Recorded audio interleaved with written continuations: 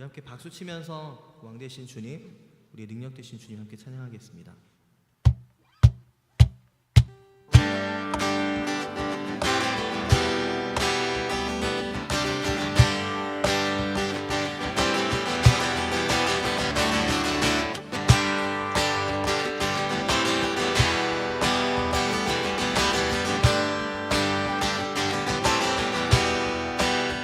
주 앞에 산들이 흔들리네. 주 앞에 바다가 요동치네. 천사들 경배하고 온 땅 기뻐해.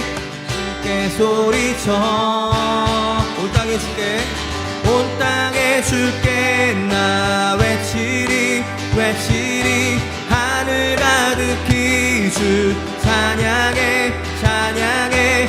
야훼 야훼 주 이름 우리 외치네. 다시 한번 주 앞에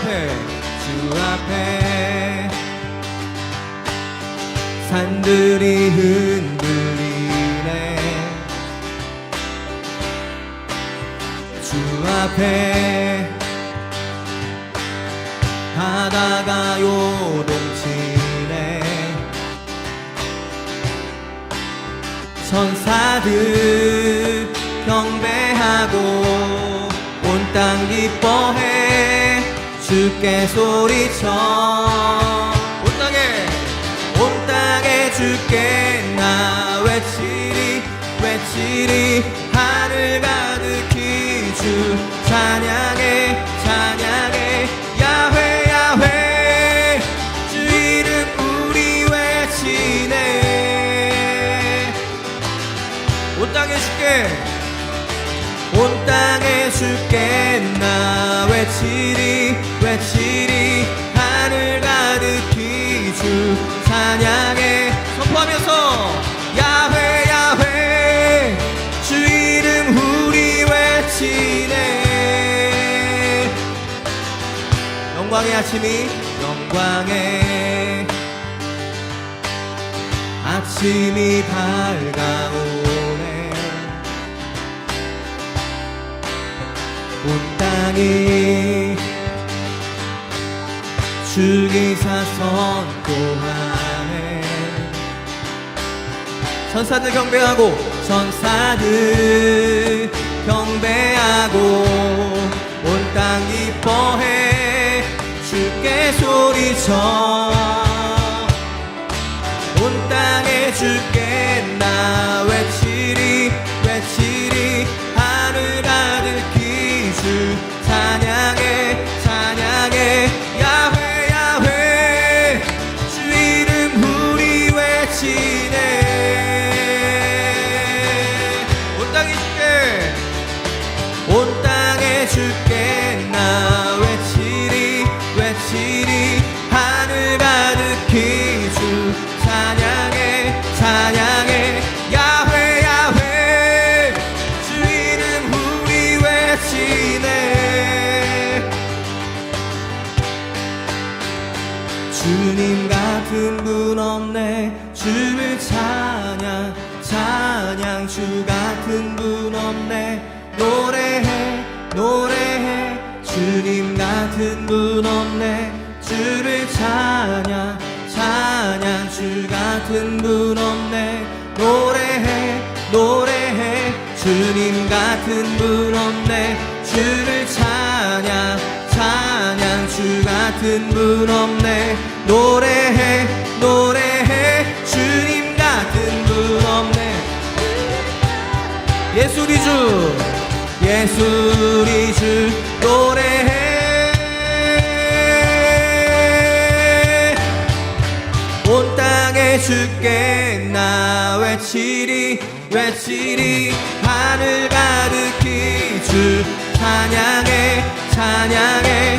야훼 야훼 주 이름 우리 외치네.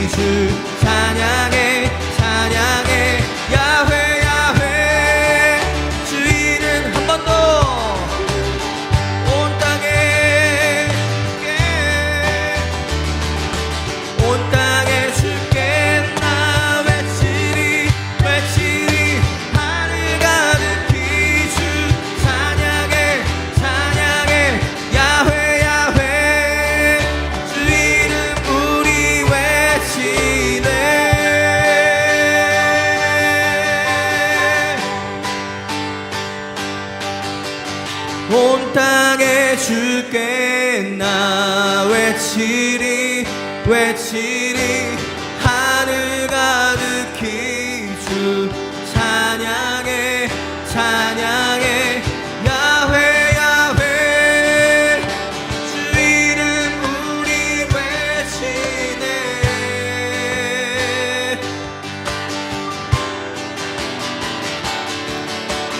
온 땅에 주께 나 외치리 외치리 하늘 가득히 주 찬양해 찬양해 야훼 야훼 주 이름 우리 외치네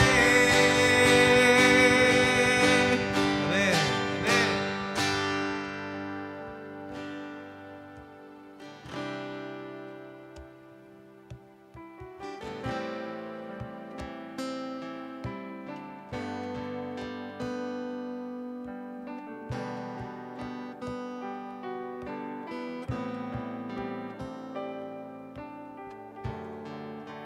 비길 수 없네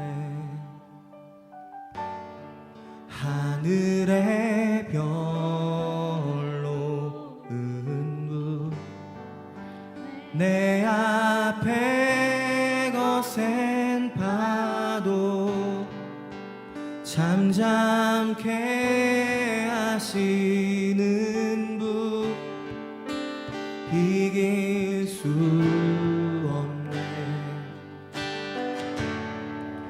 아침을 밝히시는 분 이 땅의 소망은 주의 사랑 안에 있네 주 광대하시네 영원토록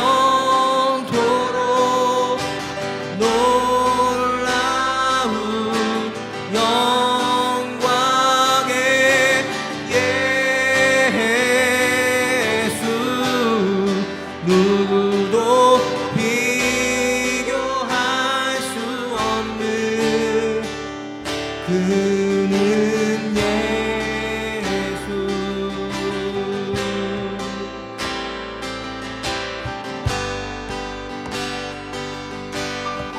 이길 수 없네 비길 수 없는 아침을 밝히시는 아침을 밝히시는 분 이 땅의 소망은 주의 사랑 안에 있네 주 광대하시네 영원토록 놀라운 영광의 예수 누구도 비교할 수 없는 주광대하시네 주광대하시네 영원토록 놀라운 영광의 예수 누구도 비교할 수 없는 그는 예수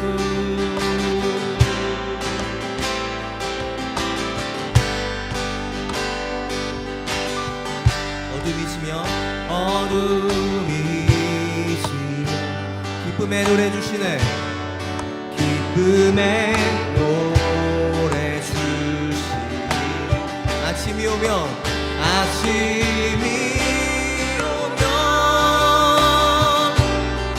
자녀된 우리 찬양해 주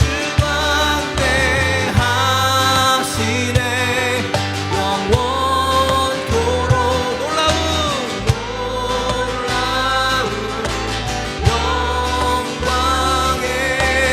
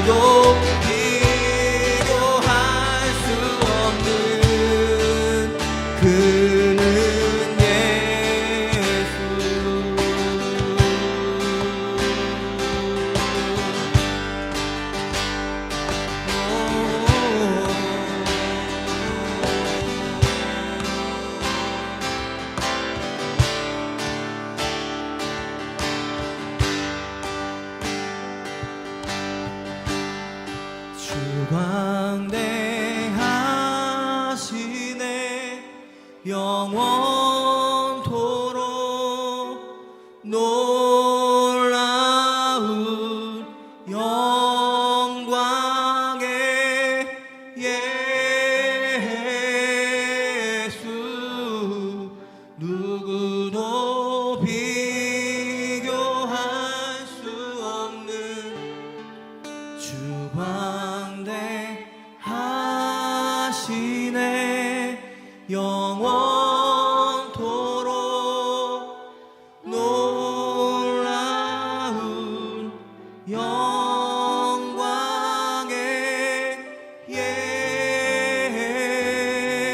예수 누구도 비교할 수 없는 그는 예수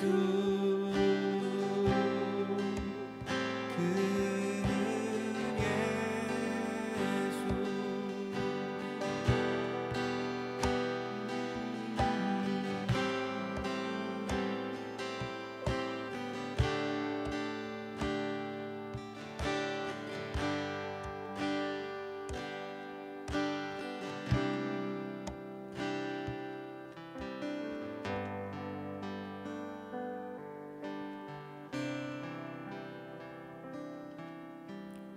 예수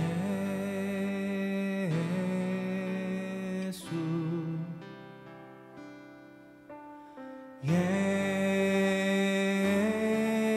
예수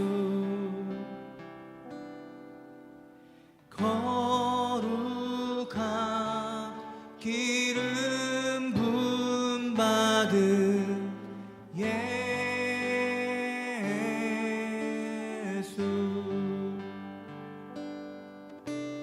예수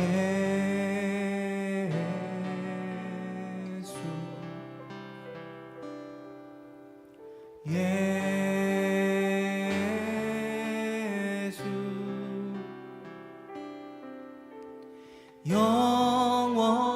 영원히 높임 받으신 예수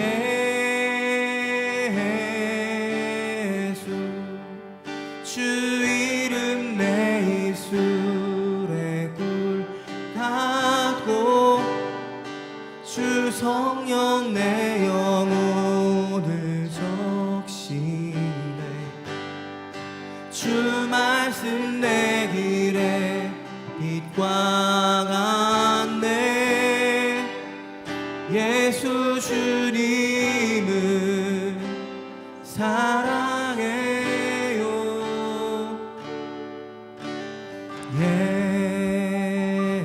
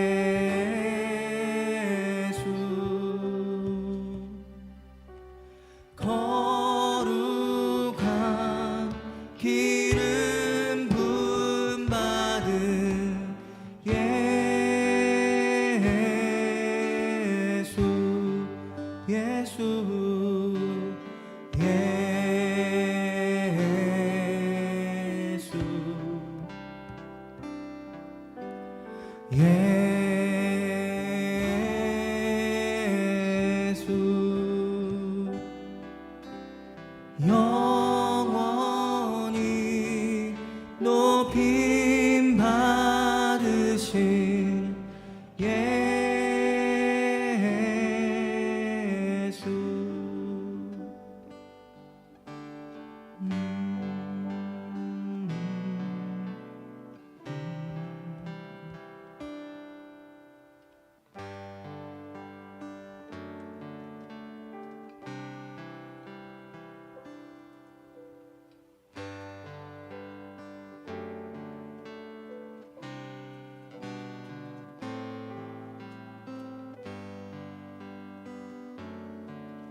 우리가 이 시간에 우리의 찬양 되신 주님께, 우리의 소망이 되신 주님께 우리가 감사로 또 영광으로 주님만 높이면서 같이 기도하면 좋겠습니다. 주님 우리의 소망이십니다. 영광의 하나님이십니다. 온 땅을 다스리시고 통치하시는 하나님이십니다. 지금도요 우리의 삶에 그렇게 일하시는 주님을 찬송합니다.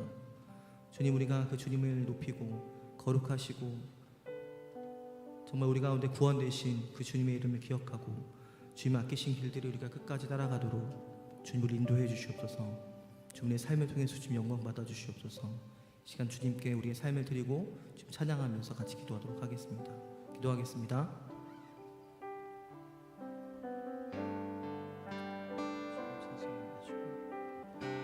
오늘 우리 가운데 일하시죠. 주님만 사랑하고 주님만 찬양하고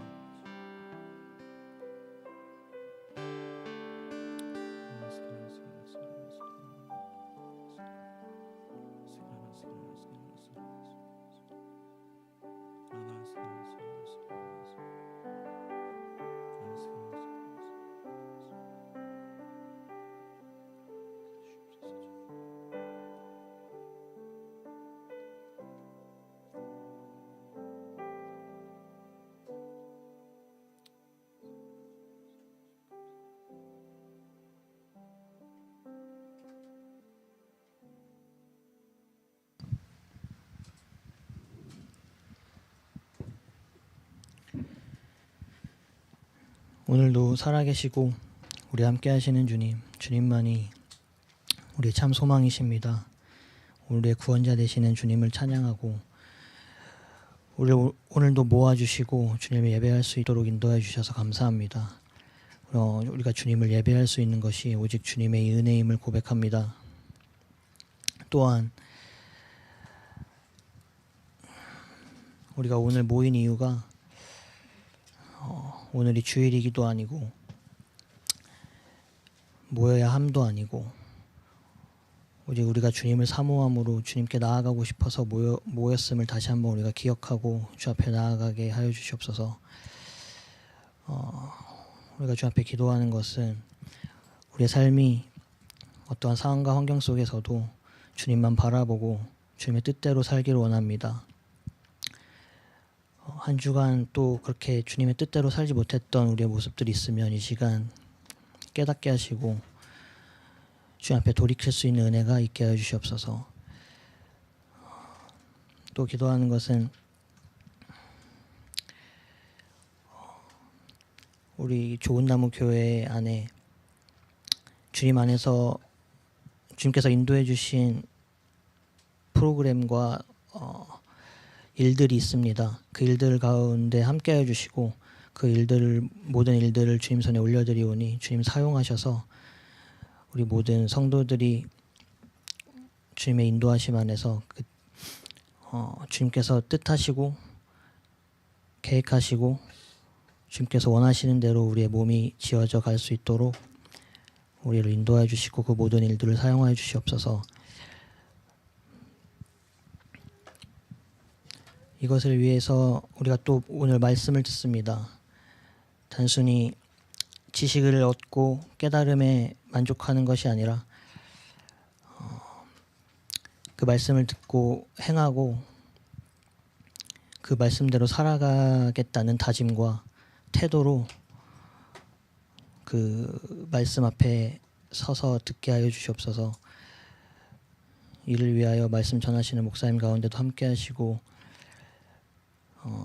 또 기도하는 것은 우리가 늘 함께 기도하는 성남 도시 사역과 T국의 사역들이 있습니다. 그 사역을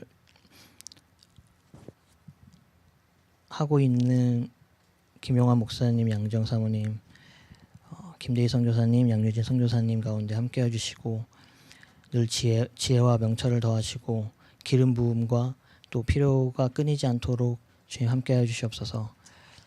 이 모든 예배를 주님께 올려드리며 예수님의 이름으로 기도합니다.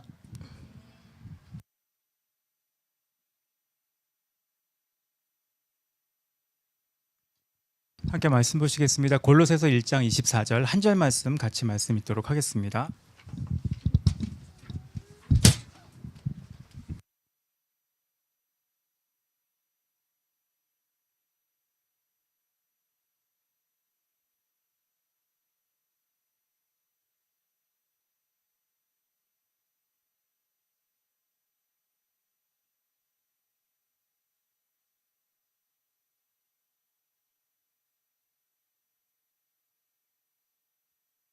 아멘.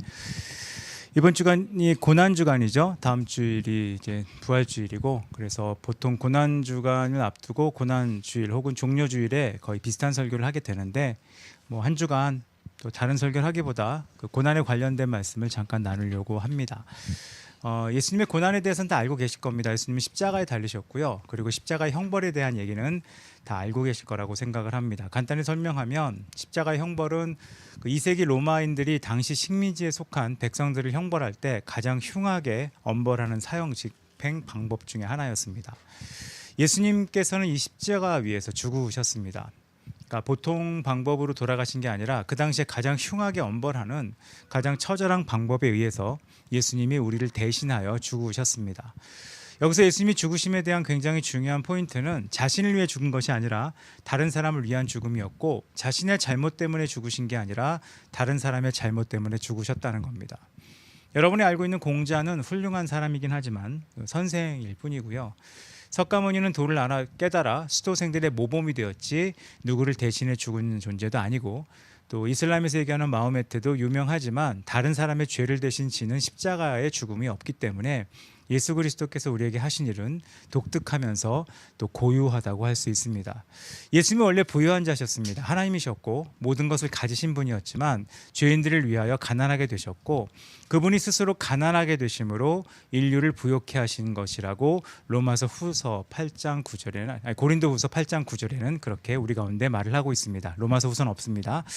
예수님이 영광의 보좌를 버리시고 이 땅에 오셨을 뿐만 아니라 죄값으로 영원히 죽어야 할 우리에게 새 생명을 허락하기 위해서 십자가 위에서 자신의 생명까지 아낌없이 내어주신 과정, 그 과정을 기억하는 것이 고난 주간에 우리가 해야 할 일입니다. 이사야서를 보면 예수님이 오시기 전에 700년 정도 전에 예언하기를 그가 찔림은 우리의 허물을 인하며 그가 상함은 우리의 죄악을 인함이라. 그가 징계를 받음으로 우리가 평화를 누리고 그가 채찍에 맞음으로 우리가 나음을 입었다라고 말씀에 기록되어 있습니다. 그래서 예수님은 우리가 상상할 수 없는 고통이 있는 십자가의 죽음을 통해 우리의 죽음을 대신 죽으셨고 그 죽으심을 통해 우리는 살게 되었다는 겁니다. 그래서 예수님의 십자가는 우리에게 사죄와 그러니까 죄사함이죠. 죄사함과 새로운 생명과 소망을 주는 하나의 표라고 할 수 있습니다. 교회에 십자가를 걸어놓는 이유는 아마 로마 시대 사람들이 교회에 십자가를 걸어둔다는 것 자체가 이해가 되지 않을 겁니다. 왜냐하면 그 당시의 사람들에게 십자가라는 상징은 흉하게 처벌받는 것의 상징이었습니다.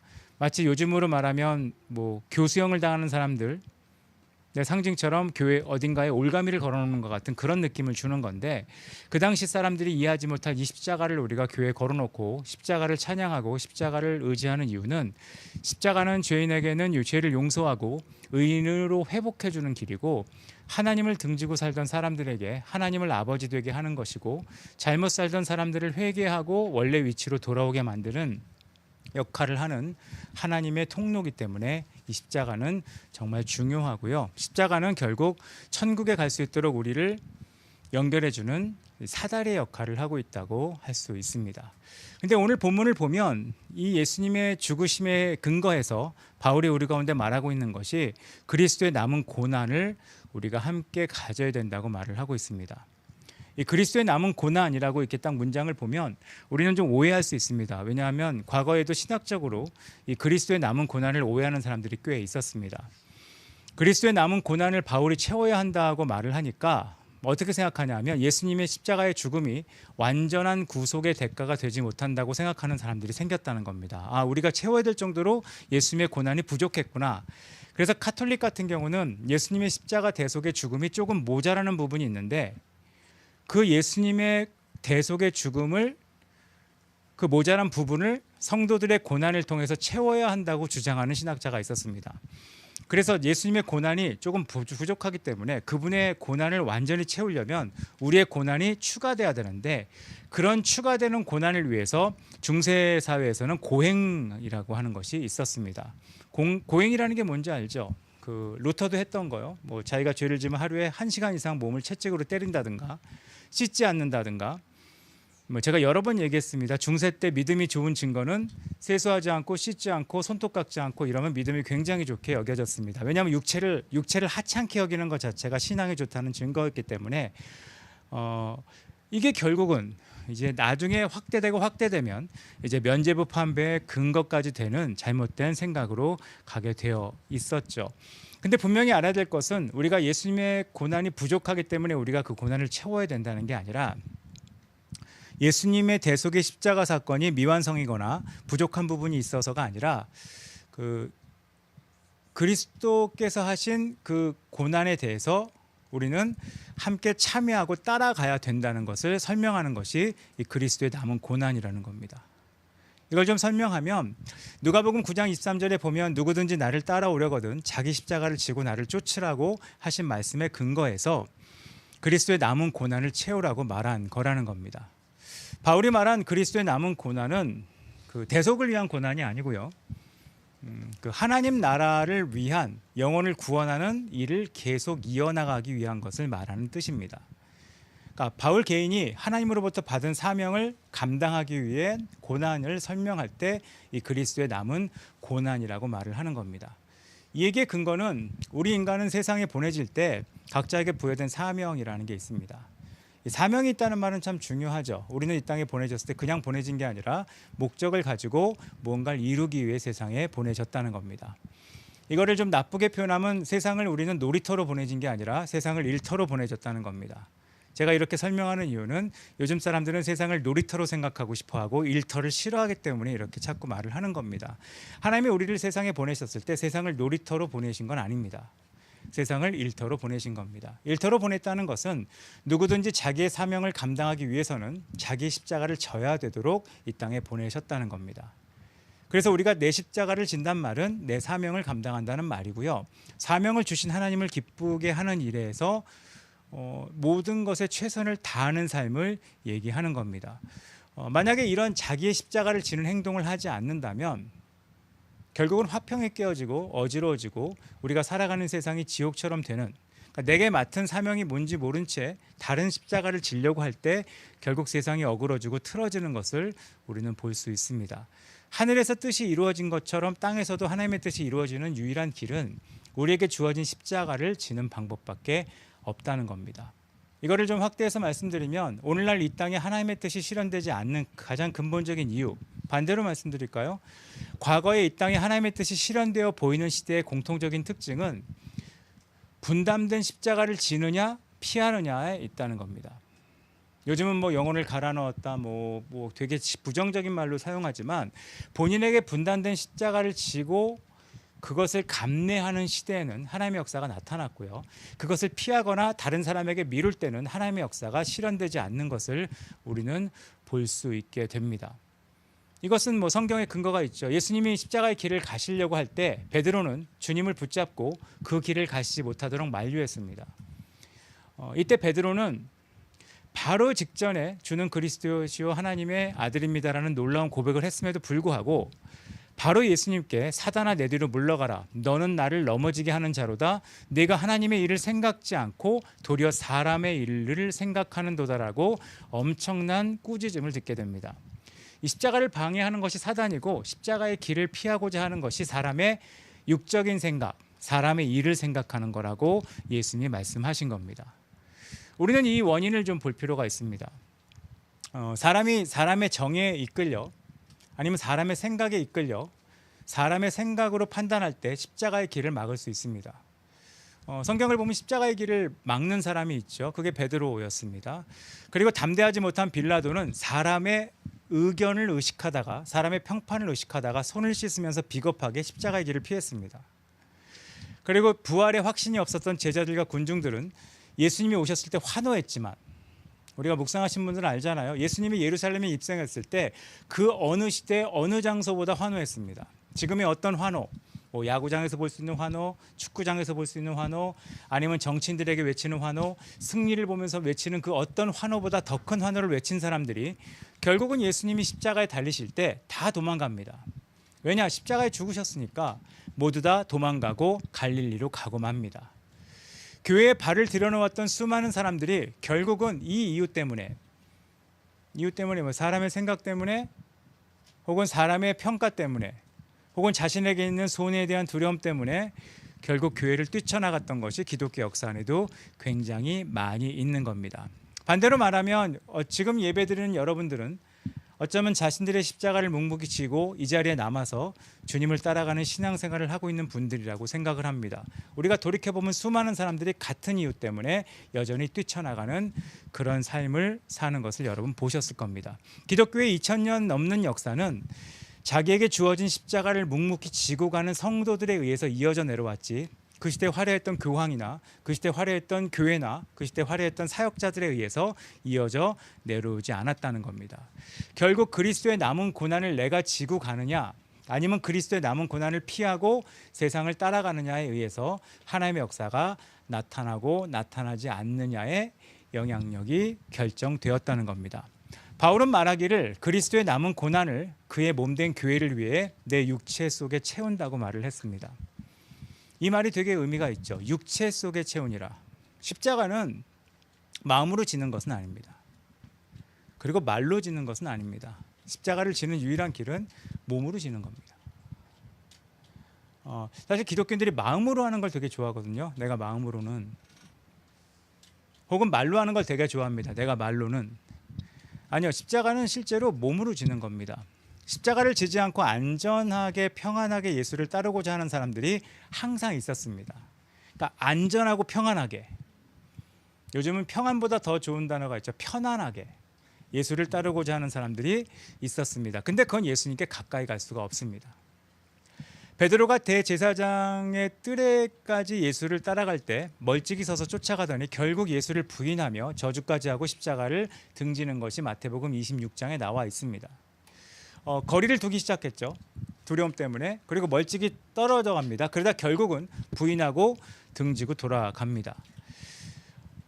십자가를 등지면 주님과 같은 방향으로 가지 못합니다.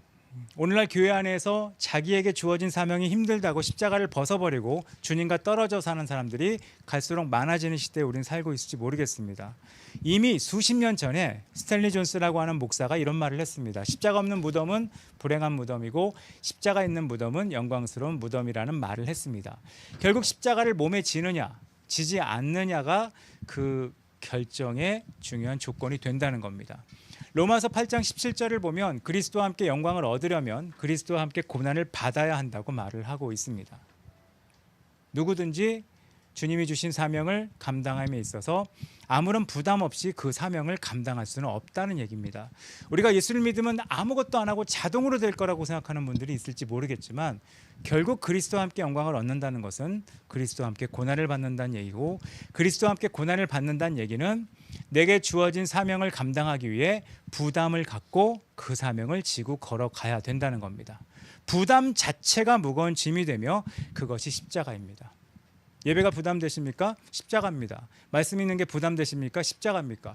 올바로 사는 게 부담되십니까? 십자가입니다. 주님 뜻대로 사는 게 부담되십니까? 십자가입니다. 매번 꼬박꼬박 뭔가 신앙을 지키는 게 힘드십니까? 그 짐 자체가 십자가입니다. 그걸 지지 않고 어떻게 편하게 할 거냐? 절대로 그것은 고난을 참여하는 일이 아니라는 겁니다. 그게 십자가예요. 십자가 별거 아니에요. 그렇게 하면 부담이 되는데요. 그것 자체가 짐이고 십자가입니다. 그 짐을 지고 걸어가면서 예수님처럼 살이 찢겨지고 피를 흘리며 육신적으로 져야 합니다. 제가 이번 주 중에 수영을 했는데 저희 코치가 좀 이렇게 체력을 늘리겠다고 결국 실패했어요. 체력을 늘리겠다고 했는데 그 장거리 수영을 하자 그랬어요. 장거리 수영을 하자고 했는데 뒤에 따라오는 분들이 힘들어하니까 되게 천천히 돌았습니다. 천천히 돌아서 뭐 38바퀴밖에 못 돌았어요. 근데 38바퀴 돌았는데 38바퀴 돌면 죄송한데 숨이 별로 안 차거든요. 그러니까 숨이 별로 안 차서 되게 전 편하게 돌았다고 좋아했는데 저 뒤에서는 아주머니가 웃으면서 이렇게 운동하면 운동이 안 돼요. 라고 말을 했어요. 안 되죠. 한 45바퀴 정도 돌 수 있는 속도로 돌아야 운동이 되거든요. 운동도 그렇습니다. 운동이 부하가 없으면 운동이 되지 않습니다. 그래서 나가서 뭐 운동하시는 분들 보면 돈 내고 고통당하는 일을 기꺼이 합니다. 그거보다 육체 연습보다 우리의 경건의 연습은 훨씬 나아야 되거든요. 우리에게 부담이 된다. 신앙이 이렇게 부담이 되면 싫어요. 부담이 되면 싫어요. 운동이 이렇게 부담이 되면 싫어요. 똑같은 얘기예요. 공부가 이렇게 부담이 되면 싫어요. 그럼 애들 공부 다 해놔야 됩니다. 밥 먹으니까 배가 좀 부는 느낌이 부담이 되고 굶어야 돼요. 짐이야고요. 짐. 그걸 지는 것이 그리스도의 고난을 받는 겁니다. 경제적인 부담, 시간적인 부담, 심리적인 부담, 피곤을 느끼는 육체적인 부담, 이 모든 것을 느끼면서 주님의 일을 하려고 하는 것이 십자가를 지고 가는 생활입니다. 그리고 그것이 그리스도의 남은 고난을 내 육체에 채우는 행동이라는 겁니다. 그리스도의 남은 고난을 우리 육체에 채우는 것이 구원받은 사람이 해야 할 당연한 일이라는 겁니다. 여러분 그러실 겁니다. 하나님 믿는 게 경제적으로 부담되실 거라고 생각을 합니다. 그런 시대죠. 시간적으로는 굉장히 부담이 될 거라고 생각을 합니다. 오늘 주제와는 좀 상관이 없는데 제가 오늘 앞에 찬양팀을 보면서 혼자 이런 생각을 했어요. 왜 우리 찬양팀은 전부 첫째만 있을까라는 생각을 잠깐 했습니다. 잠깐 했는데 왜냐하면 제가 옛날에 있었던 단체나 이 모임은 찬양팀이 다 막내들이었거든요. 그 생각을 얹어서 했어요. 왜 우리 찬양팀은 다 첫째만 있을까? 과거에 우리 교회의 막내들은 뭐 했을까? 이런 생각을 막 하다가 찬양이 끝나서 앞에 나왔습니다. 제가 그냥 좋게 마무리하는 생각은 첫째들은 이런 걸 감내를 좀 하거든요 라고 생각을 혼자 아름답게 마무리하고 그냥 나왔습니다. 전혀 설교랑 상관없는, 아까 근데 너무 오랜 시간 생각했기 때문에 잠깐 나눈 겁니다. 부담되죠. 심리적으로 부담됩니다. 피곤을 느끼는 육체적인 부담도 생길 겁니다. 근데 그거를 지을 거냐 피할 거냐. 종려주일에 종려나무 가지를 꺾어들고 호산나 외치며 환영하는 사람들이 되게 많았습니다. 그건 되게 쉽습니다. 왠지 아세요? 무리 사이에 끼어 있으면 돼요. 누구인지 알 수 없거든요. 그냥 끼어서 소리 지를 때 같이 확 소리 지르는 건 정말 쉬운 겁니다. 근데 그 장면에 굉장히 중요한 사람 한 명이 나오는데 나귀 주인입니다. 자기의 나귀를 주님을 위해 내어놓을 수 있는가? 호산나 외친 사람들은 아무런 십자가 진 게 없어요. 약간 성대 부담? 여기 흔들다가 어깨가 아픈가요? 뭐 그 정도? 아니면 나왔다는 시간적인 그런 거 말고는 없을 겁니다. 예수님이 말씀하셨죠. 그 벳박의 맞은편 동리로 제자들을 보내면서 멍에를 메어보지 않은 나귀가 있을 건데 끌고 와라. 그럼 묻거든 누가 물으면 주께서 쓰시겠다 하라라고 말을 했습니다. 이게 참 신기한 말입니다. 나한테 나귀가 있단 말이에요. 근데 이 나귀가 멍에를 메어보지 아니한 나귀예요. 그럼 굉장히 귀한 나귀고 값어치가 있는 나귀입니다. 근데 그거를 가져간대요. 가져갈 때 왜 가져갑니까? 라고 물어볼 때 대답을 이렇게 하래요. 주께서 쓰시겠다 하라. 이 말이 되게 무서운 말인 게 뭔지 아세요? 왜, 어떻게, 무엇 때문에 이 질문을 못하는 말이에요.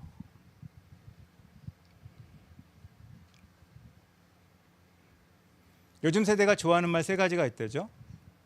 제가요? 이걸요? 왜요? 그리고 하나 더 붙이면 지금요? 이 4개. 이 4개면 모든 업무를 막을 수 있다 그러죠. 제가요? 이걸요? 왜요? 갑자기 이렇게 말하면 주께서 쓰시겠다라는 말 자체에 들어있는 내용은 왜와 어떻게와 무엇 때문에의 모든 이유를 한 번에 지워버리는 말입니다. 이해가 되지 않을 때 갑자기 나귀를 달래요. 사실 따지면 이해가 안 됩니다. 왜 나귀를 타고 들어가세요? 말도 있는데 나귀를 타면 뭐가 폼난다고? 그럼 차라리 걸어 들어가시지. 뭐 별 얘기를 다 할 수 있는 겁니다. 이해가 되지 않을 때, 주님의 명령이 나의 이해 안에서 해결되지 않을 때 이걸 해결하기로 해 기다리는 사람들이 있습니다. 우리 이렇게 생각하죠. 아, 그 사람이 이해 안에 해결되면 할 거야. 아니요. 그 사람은 이해하면 하려고 이해하고 싶어하는 사람들은 대부분 아닙니다. 대부분은 명령을 거절하기 위해 이해를 요구하는 사람들이 훨씬 더 많이 있습니다. 우리는 이해를 앞세우지 말고 명령을 앞세워야 될 필요가 있습니다. 신앙은 그래요. 신앙은 이해를 앞세울 영역이 아닙니다. 수많은 사람들이 이해하려고 접근할 때 그 이해는 알면 하겠다는 뜻보다 이해가 안 되니까 안 하겠다에 더 강조점이 있기 때문에 그렇습니다. 십자가를 져야 한다. 그리스도의 남은 고난을 져야 된다. 여기에는 이유가 없습니다. 왜 이유가 없냐? 이상한 말이지만 십자가를 지지 못하는 이유가 너무 많기 때문입니다. 이걸 핑계라 그러죠. 핑계 되게 많잖아요. 우리가 하나님 앞에 뭔가 헌신합니다. 헌신하지 않을 핑계가 얼마나 많아요. 수천 가지 이유가 있습니다. 모임이 있습니다. 모임에 오지 못할 이유가 수천 가지가 있습니다. 정직하게 못 살아야 될 이유가 수천 가지가 있습니다. 세상에서 이렇게 살지 못하는 이유가 수백 가지가 있습니다. 그래서 그 이유를 다 들면 우리는 아무것도 하지 못합니다. 이거에 대한 대안은 모든 이유를 조목조목 항의하는 것보다 이유가 없는 게 가장 낫습니다. 그게 예수님이 쓰신 방법이에요. 주께서 쓰시겠다 하라. 전 이게 훨씬 맞고 훨씬 나은 하나님의 방법이라고 생각을 합니다. 요한복음 12장 24절을 보면 한 알의 밀알이 땅에 떨어져 죽지 아니하면 한 알 그대로 있고 죽으면 많은 열매를 맺는다는 말씀이 있습니다. 기독교의 역사는 십자가 지는 사람들이 있는 만큼 부흥이 되었습니다. 그리고 기독교 역사는 그리스도의 남은 고난을 채우는 사람이 있는 만큼 변화가 생겼습니다. 결국 자기 육체의 그리스도의 고난을 채우느냐 채우지 않느냐 그거에 의해서 하나님의 나라가 영향을 받도록 하나님은 세상 가운데 나타나셨다는 겁니다. 이번 주 한 주 동안 좀 묵상하시면 좋을 것 같아요. 예수 그리스도가 받으신 고난, 그 고난에 우리는 비교가 안 되는 십자가를 지고 있습니다. 근데 그것마저도 우리는 수많은 이유를 대면서 하나님의 뜻에서 피하려고 하는 삶을 살게 됩니다. 그것이 우리에게 뭘 줄까요? 손톱만큼의 편안함? 손톱만큼의 시간적 여유? 손톱만큼의 경제적인 여유? 그것이 우리에게 결국 뭘 낳게 하겠습니까? 결국 우리는 아무것도 하지 못하게 된다는 겁니다. 한 주 동안 그리스도의 고난을 좀 기억하시면서 우리가 져야 될 십자가가 무엇인가? 여기 오신 여러분들은 이미 십자가를 지고 오늘 오셨습니다. 오늘 길이 되게 많이 막혔잖아요. 날씨가 좋다고 어딘가로 가는 사람들. 날씨가 좋죠. 교회에 못 나올 이유가 수천 가지가 나옵니다. 미세먼지가 많아지죠. 교회에 안 나올 이유가 수천 가지가 많아집니다. 그런 수천 가지 수많은 이유. 자녀가 어리면 못 나올 이유가 수천 가지입니다. 자녀가 좀 크면 못 나올 이유가 수천 가지입니다. 자녀가 청소년이면 못 나올 이유가 수천 가지입니다. 그 수천 가지 이유를 다 무시하고 예배드려 왔다는 것 자체도 여러분은 이미 십자가를 하나 지고 있다고 생각을 합니다. 앞에 차양팀 서시는 분들, 차양팀을 안 해야 될 이유도 수천 가지입니다. 차양팀을 못할 이유도 수천 가지입니다. 그 모든 수천 가지 이유를 내려놓고 그냥 주께서 쓰시겠다는 것에 자신을 드리는 행동, 이런 것이 굉장히 귀한 거거든요. 한 주 동안 내가 어떻게 하나님의 우리에게 주신 그리스도의 남은 고난에 동참할 것인가를 좀 생각하면서 그리스도는 고생하셔서 나는 잘 살게 됐다. 그렇게 구원을 이해하는 분들이 있는지 모르겠어요. 그것이 아닌 그리스도의 고난에 동참하는 여러분 모두가 되시기를 좀 간절히 바라겠습니다. 한 주를 그렇게 보내시면 참 좋지 않을까 생각을 합니다. 뭐 옛날에는 고난에 동참한다고 미디어 금식하고 그건 고행이고요. 그거 말고 내가 져야 될 십자가가 무엇인가?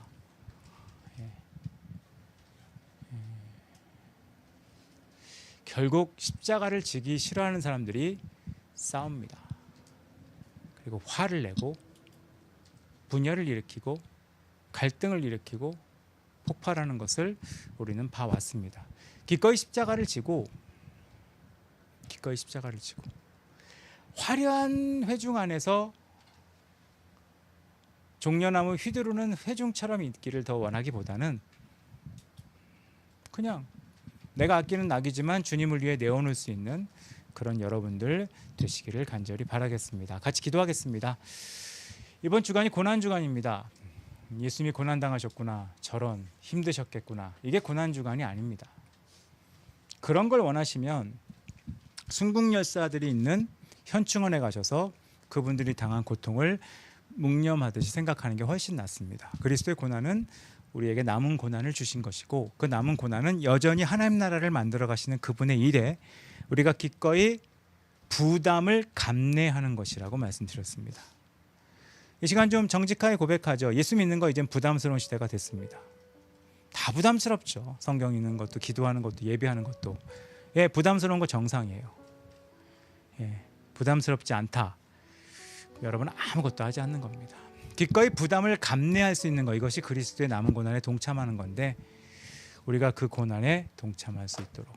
하나 추가 말씀드리면 자녀를 양육하는 분들, 자녀 양육은 짐이 됩니다. 왜 짐이 될까요? 짐이 되죠. 당연히 짐이 되죠. 근데 그게 우리에게 주신 남은 고난의 일부가 될 수 있습니다. 하나님, 내가 그걸 기꺼이 감내할 수 있도록 수많은 이유를 대면서 피하는 게 아니라 주께서 쓰시겠다 하라고 할 때 나귀를 내놓듯이 기꺼이 남은 고난에 동참하는 우리 모두 될 수 있게 역사해달라고 잠깐 기도하는 시간 갖도록 하겠습니다. 같이 기도하겠습니다.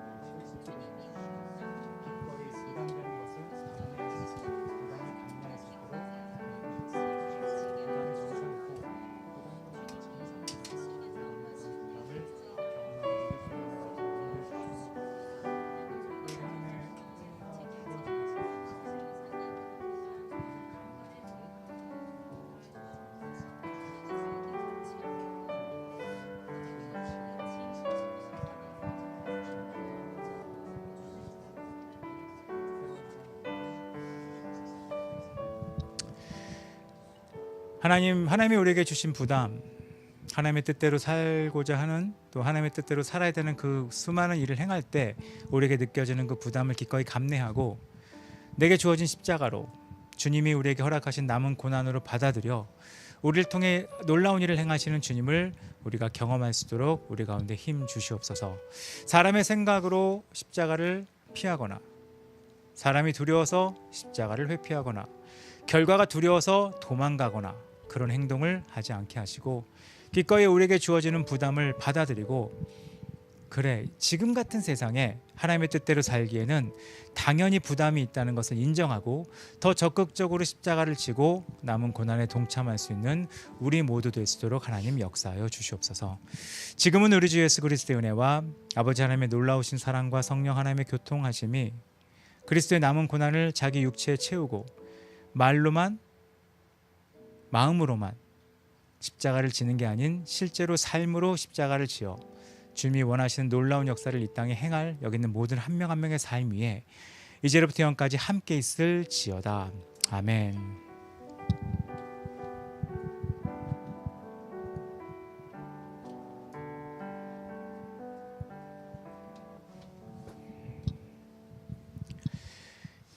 예배 마쳤습니다. 광고는 다음 주일이 부활주일입니다. 우리 부활주일이 좀 빨라서 4월 5일 날 부활주일입니다. 그걸 기억하시면 될 것 같고요.